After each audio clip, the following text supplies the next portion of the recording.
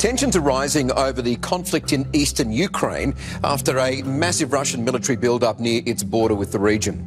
More than 100,000 Russian troops have been strategically placed close to the border they share with Ukraine, and many experts are seriously worried. So, are we on the brink of a new war? We're now at a stage where Russia could at any point launch an attack on Ukraine. I would say that's more stark than we have been. To understand what's going on, we're going to explain the Russia-Ukraine conflict and how it's led to what's happening today.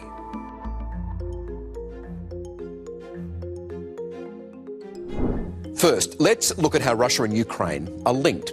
Their history goes back as far as the 9th century, when a group of people called the Rus moved their capital to Kyiv. During the 10th and 11th centuries, it became the largest and most powerful state in Europe. It laid the foundation for the national identity of Ukrainians and Russians. So what would become Russian culture began in Kyiv before moving east to Moscow. Ukraine would become part of the Russian Empire for centuries and would also be part of the USSR. Putin is obsessed by Russia and Ukraine's long pre-1991 history as one country.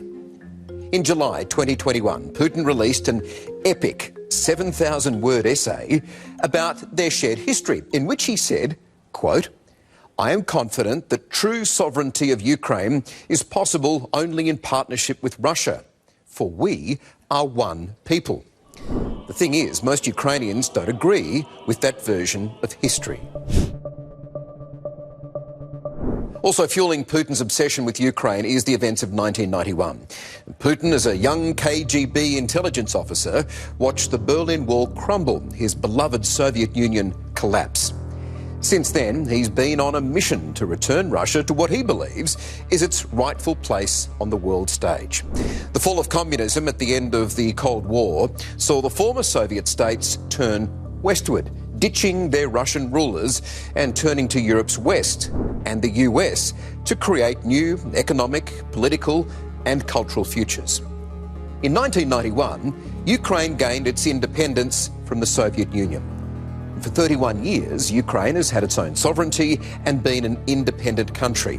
But that independence hangs in the balance. Putin is driven by a sense of righting what he sees as history's wrongs.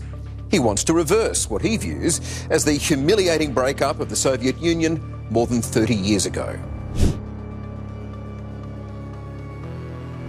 But also at the heart of this conflict is NATO, the North Atlantic Treaty Organisation. NATO was founded in 1949 after World War II to protect against Soviet aggression. The treaty states that if one nation is invaded or attacked by a third party, all nations in NATO will collectively mobilise in its defence. The alliance has since expanded to 30 countries, including a number of former USSR states. The Kremlin is furious at those former Soviet states joining the treaty, seeing NATO's presence on Russia's border as a threat. Now, Putin has demanded guarantees from NATO that Ukraine and Georgia, another former Soviet republic that Russia briefly invaded in 2008, never be allowed to join the alliance. But NATO allies say Putin cannot deny Ukraine or any country that right. Ukraine has long fought to join NATO and is still working on making that goal a reality. To say Putin hates NATO would be an understatement. April 2008 was the last time Putin attended a NATO meeting. The Russian president said then that allowing Ukraine to join NATO would be a direct threat to Russian security. He told the US and German leaders, quote, "For me, Ukraine is not a real country." Now, Russia claims that in the early 90s, at the end of the Cold War, the US pledged that they would not let NATO expand eastward. But that claim has been debunked, including by the former Russian President Gorbachev. The topic was never discussed. Now, those arguments are completely ignored by Vladimir Putin. So they're the historical ties between Russia and Ukraine. In the next video, we'll explain how and why the conflict started in 2013 and whether it might lead to an all-out war.